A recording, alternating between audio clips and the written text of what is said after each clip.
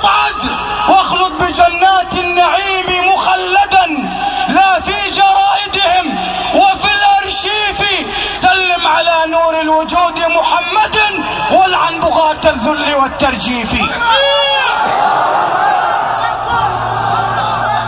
سالت دماء شهدائنا من أجل قضية عظيمة كبرى، من أجل أن يعود الأمن والأمان لربوع بلادنا. سالت دماؤهم الزكية الطاهرة من أجل أن تعود البسمة لأطفالنا. سالت دماؤهم من أجل أن تعود العزة لعراقنا وعلمائنا وشيوخ عشائرنا ووجهائنا. أي ورب الكعبة، هؤلاء الفتية الذين قدموا أرواحهم زكية لم يكونوا يحملون إلا سجادات الصلاة لكي يقابلوا بها رب العزة والجلال. يقابلون الله بدمائهم، يقابلون الله ببراءتهم. لذلك أقول لكل أبي شهيد وأم شهيد: والله إن الدنيا ليست بدار لقاء، إنما اللقاء معهم عند الله وعند رسول الله في جنات ونهر، في مقعد صدق عند مليك مقتدر. جاورت أعدائي وجاور ربه، شتان بين جواره وجواري. يا كوكبا ما كان أقصر عمره، وكذاك عمر كواكب الأسحار. وأقول للقاتلين: والله قد تنجو من عذاب الدنيا ومن محاكم الدنيا ومن قضاة الدنيا، لكن اعلموا أن وراءكم محكمة إلهية عادلة. أتعلمون من قاضيها؟ قاضيها الله.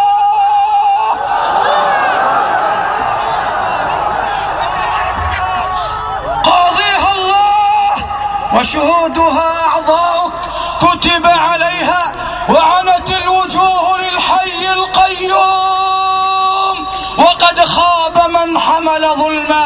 كتب عليها: ومن يقتل مؤمنا متعمدا فجزاؤه جهنم خالدا فيها وغضب الله عليه ولعنه وأعد له عذابا عظيما. نبئني بربك أيها القاتل، هل أنت مرتاح البال؟ هل أنت مطمئن الضمير؟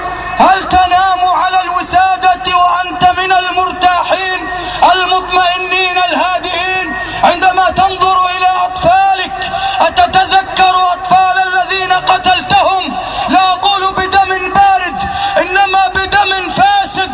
هؤلاء العزل الذين لم يخرجوا أشرا ولا بطرا ولا رياء ولا سمعة، إنما خرجوا وهذا ظننا فيهم لكي يطالبوا بحقوقهم المهضومة المظلومة المنقوصة. فيا أيها القاتل، تذكر وقفتك أمام الله يوم ينادي المنادي: أين الظلمة؟ أين من برى لهم قلما ولاقى لهم دواتا؟ خذوهم وضعوهم في تابوت من نار. قال: ما هناك؟ قال: ما هناك؟ قال: دار للقضاة ومحام للدفاع ومحام للهجوم، وزوايا مظلمات فيها تجبى الرشوات، يرتدي الجاني بها ثوب القضاة. العفيفات غدت فيها زواني والبغايا محصنات. ماذا تقولون لرب الأرض والسماوات؟ أيها الجماهير المحتشدة، أيها المؤمنون، أيها الموحدون، أيها الطيبون، أيها المباركون، باسمكم نقول لكل ظالم: إياك ودمعة المظلوم، إياك ودعوة اليتيم، إياك ودمعة اليتيم، فإنها تسري بليل والناس نيام. لذلك ورد عن هارون الرشيد رحمه الله تعالى يوم أن ألقى البرامكة في السجون، فقال ذات يوم ابن لأبيه: يا أبت كنا نفعل ونصنع وكنا نعطي ونأخذ، ما الذي جاء بنا إلى هذا المكان؟ أيها القتلة، وفقه لكل مجرم، لكل ظالم، لكل غادر، لكل منتقم. أقول له من هذا المكان بنداء هذا الصبي يقول بعد أن أجابه أبوه بكلمات صفق لها التاريخ: يا بني لعلها دعوة مظلوم سرت إلينا بليل فلم نرها. إذن دعوات المظلوم تصعد إلى السماء ولها شرار. نعم، سالت دماء شهدائنا من أجل دموع العراق، من أجل وحدة العراق، من أجل أن يكون العراقي مفتخرا ببلاده، مفتخرا بوطنه، مفتخرا بشعبه، مفتخرا بأمته. لي صرخة تحت أضلاعي أقاسيها، عين العراق بكت من ذا يواسيها. لي صرخة تحت أضلاعي أقاسيها، عين العراق بكت من ذا يواسيها. هذه الدموع، هذه الدموع على المظلوم قد هطلت، ويحا لأمتنا زادت مآسيها. فيا عقلاء القوم، أنا أقول لرئيس الوزراء، أقول خذها نصيحة من مشفق يخاف عليك قبل أن يخاف منك. والله إن المناصب لا تدوم، والله إن الدنيا لا تدوم، إن المناصب لا تدوم. إن كنت تنكر هذا فأين الأول؟ فاصنع من الفعل الجميل صنائعا، فإذا رحلت فإنها لا ترحل. هذا حاكم الأندلس عبد الرحمن الناصر في زمنه ولى على القضاء منذر ابن سعيد البلوطي، وعلى عهده أصيب المسلمون بقحط شديد، ولما كان القضاء لم يكن مسيسا، وإذا بالقاضي دققوا وتأملوا وركزوا، وإذا بالقاضي يأمر الناس بالخروج لصلاة الاستسقاء. فقال القاضي لغلامه لأن القضاء كان أعلى من كل الرتب: اذهب وانظر ماذا يصنع خليفة المسلمين. فذهب الغلام ووجد الخليفة ساجدا لله على التراب، قد لبس أخشن الثياب، على نحيبه، وهو يقول: يا رب ناصيتي بيدك، لا تهلك المسلمين بسببي. فعاد الغلام ولما قص الخبر على القاضي، وإذا بالقاضي منذر بن سعيد قال: يا غلام هات الممطر، وهو رداء يقي من زخات المطر، والدنيا صحو.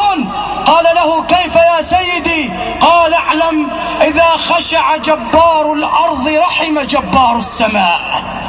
الله الله، إذا خشع جبار الأرض رحم جبار السماء.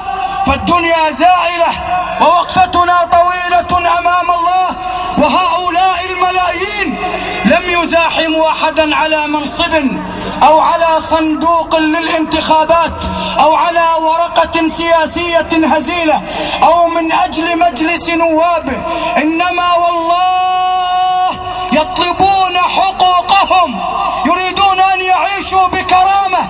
نعم، أقول من هذا المكان إننا جائعون، لكن جوعنا يختلف عن جوع الأفريقيين. إن جوعنا هو جوع كرامة وعزة.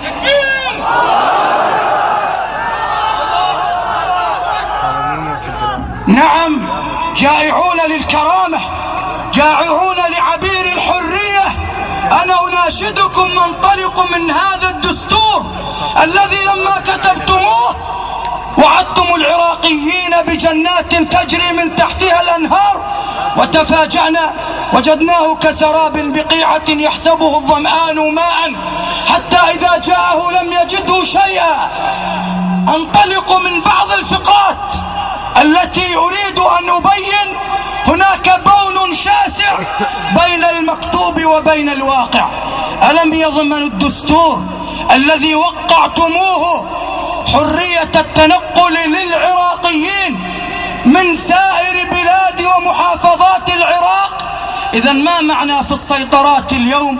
أنك ترى الجندي أكثر مما ترى زوجتك، وأكثر مما ترى أمك وأباك وأختك وأخاك. أنا بالسياسة والحكومة أعرف، أولام في تفنيدها وأعنف، علم ودستور ومجلس أمة كل عن المعنى الصحيح محرف. كثرت دوائرها وقل فعالها، كالطبل يكبر وهو خال أجوف. إذن هل هذه السيطرات اليوم وعسكرة المدن هل هي مادة دستورية؟ هل انتزاع الاعترافات قسريا من المتهم هل هذا دستوري؟ هل يرضى بذلك شرائع السماء، قوانين الأرض، حقوق الإنسان؟